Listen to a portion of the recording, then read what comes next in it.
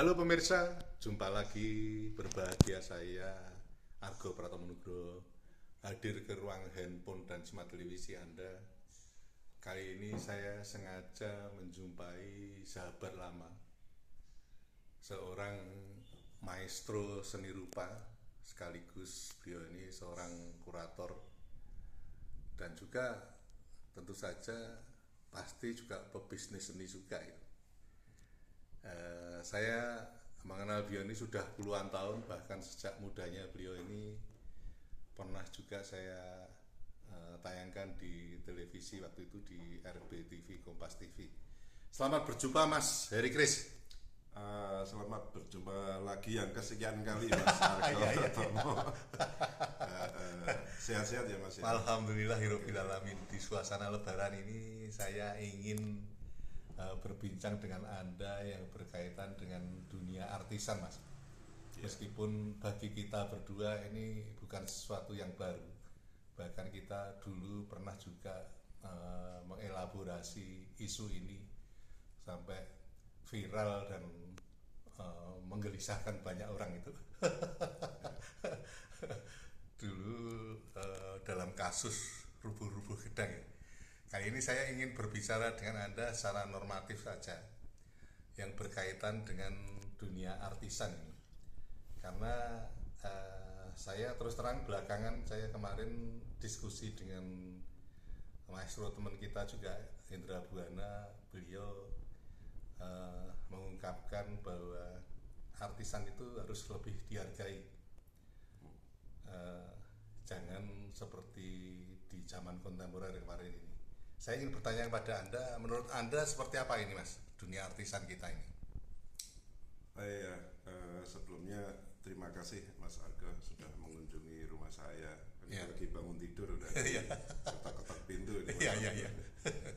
Ya sampai sekarang sebenarnya artisan itu bukan persoalan boleh dan tidak boleh, tapi paling tidak kita sebagai seniman, sebagai intelektual seni, kita wajib untuk membuat suatu pemikiran-pemikiran tentang bagaimana sih sebenarnya dunia artisan ini diterapkan di dalam seni murni, tentunya bukan seni desain gitu. Nah, saya melihat seniman dunia pun beberapa menggunakan artisan karena karya-karya yang bersifat proyek-proyek mural atau proyek-proyek gigantik itu tidak bisa dilakukan oleh satu seniman itu sendiri. Nah, misalkan salah satu karya Yayoi Kusama, seorang seniman Jepang yang dia sering menampilkan karya-karya mural dan karya-karya seni instalasi, itu karya dia lebih ada unsur desain di bagaimana membuat bulatan-bulatan di dinding gitu, di dalam benda-benda yang menjadi karya instalasi, dan teknik seperti itu bisa dilakukan oleh siapapun karena membuat bulatan dengan flat, warna flat yang tidak menggunakan satu imajinasi maupun emosi, itu saya yakin itu bisa dilakukan oleh tukang atau siapapun atau yang disebut sebagai artisan. Nah, beda dengan karya misalkan seorang seniman maestro kita misalkan Affandi. Dia menggunakan tangannya dengan emosinya, dengan imajinasi dia tentang potret diri, tentang benda-benda yang ada di depan dia. Membantunya hanya menyiapkan alat-alatnya, materialnya. Dan selama ini kita tidak pernah mendengar isu bahwa karya Affandi dibantu oleh seniman lain. Nah, itu salah satu yang membuktikan, misalkan teori jiwa ketoknya Sujoyono ya. Meskipun dalam praktek itu dipalsu banyak ya Pak. Iya. Beda, itu kasus yang beda ya. Tapi kalau kita bicara tentang karya Affandi ini sangat mustahil untuk dilakukan oleh seorang artisan ataupun tukang. Karena jiwa Affandi seperti itu, spirit, roh Affandi seperti itu. Jiwa ketoknya memang jiwa itu ketok dia Affandi ya. punya pengalaman sejarah yang tidak pendek seumur hidupnya, sehingga dia memutuskan untuk menggunakan teknik pelototan, goresan tangan teknik-teknik emosional, spontanitas sehingga mencapai karya yang seperti itu, spontan gitu. Nah, roh itu tidak bisa diduplikasi, spirit itu tidak bisa diduplikasi. Analoginya adalah karya-karya yang emosional itu sangat gagal menurut saya ketika dilakukan oleh tukang ataupun artisan, sehingga saya melihat banyak seniman kontemporer kemarin itu yang mengalami kegagalan ketika karya itu dibantu oleh para tukang yang karya itu adalah karya-karya yang menggunakan brushstroke atau goresan-goresan emosional, karena pemilihan warna, goresan, emosi itu tidak bisa diwakilkan gitu. Dan kelihatan sekali tidak murni itu seperti itu. Beda dengan karya misalkan seorang seniman Wiyanto dengan teknik pointilis titik-titik. Titik-titik itu bisa dilakukan oleh siapapun. Dengan komando senimannya bahwa di bagian bidang ini adalah warna hijau.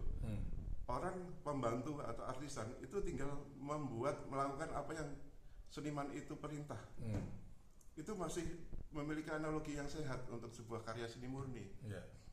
Tapi kalau karya-karya Hendra Gunawan, Sujoyono, atau karya-karya yang lain lah, saya nggak mau sebut nama, itu saya yakin tidak bisa. Kecuali karya palsu. Kalau karya palsu itu hanya mirip-mirip. Tapi kalau seniman ataupun kurator ataupun kritikus atau pengamat yang cerdas, dia pasti bisa membedakan mana goresan Al-Fadi, mana goresan Hendra Gunawan, mana goresan Sujoyono. Artinya kalau dibuat oleh orang yang berbeda kelihatan sekali itu auranya Kemarin saya tadi Mas Argo bilang kalau Hendra Buana juga melakukan dengan istrinya membuat karya, sehingga tanda tangannya ada di 2 karya. Itu cara penghargaan terhadap sebuah artisan, tapi itu bisa disebut karya kolaborasi, bukan artisan bukan karya Hendra Buana. Menurut saya seperti itu, karena itu dilakukan oleh dua orang yang di situ membubuhkan tanda tangan. Tanda tangan itu bahwa bukti otentik dia berkarya di bidang itu gitu. Di karya itu. Gitu Mas Argo. Oke Mas Hari Kris, untuk session ini sampai di sini dulu. Nanti lain kali saya akan datang lagi ke tempat Anda, karena saya terus terang akan banyak bereksplorasi terhadap teman-teman ini berkaitan dengan topik ini. Dan Anda, saya melihat bisa sebagai lokomotifnya ini. Matur nuwun Mas. Sama-sama Mas. Lain kali saya datang.